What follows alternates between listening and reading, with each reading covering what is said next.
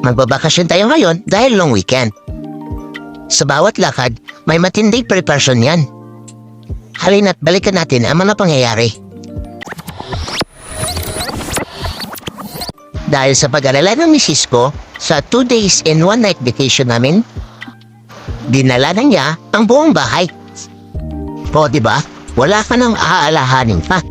Kung may misis ka, wala ka nang ibang gagawin kundi Di mag-relax, maupo sa sopa, mag-alis ng sapatos, magsuot ng sinelas, at magsali ng banayad whiskey. mababaw na naman pagkain, tubig at snacks. Inisip na yan ng misis ko, pati yung susuotin ko. Tunay nga na kapag may asawa ka na, wala ka ng desisyon sa buhay. Bago kami lumakad, kumain muna kami. Ang swerte mo kapag may asawa ka na.